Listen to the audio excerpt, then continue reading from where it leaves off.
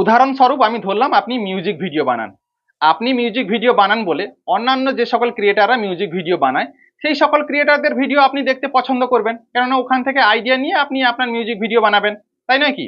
আপনি যখন অন্যান্য ক্রিয়েটারদের 3-4টা ভিডিও দেখে নেবেন, দেখবেন ফেসবুক কিন্তু সেই সকল ক্রিয়েটারদের ভিডিও বেশি আপনাকে সাজেস্ট করছে, তাই নয় কি?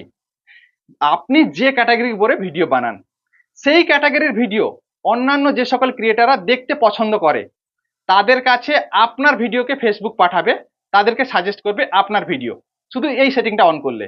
আপনার ফেসবুক পেজে গিয়ে এই সেটিংয়ে ক্লিক করুন। সেটিংয়ে ক্লিক করার পর একটু নিচের দিকে চলে আসুন। এখানে দেখুন লেখা আছে how people find and contact you, এখানে ক্লিক করুন। এখানে ক্লিক করার পর মাঝখানের অপশনটা দেখুন, allow your page to be recommended to people looking at similar pages, এটাকে আপনাকে অন করে দিতে হবে। এটা অন করে দিলে আপনার ক্যাটাগরির ভিডিও যারা দেখতে চায় ফেসবুক আপনার ভিডিওকে তাদের কাছে সাজেস্ট করবে।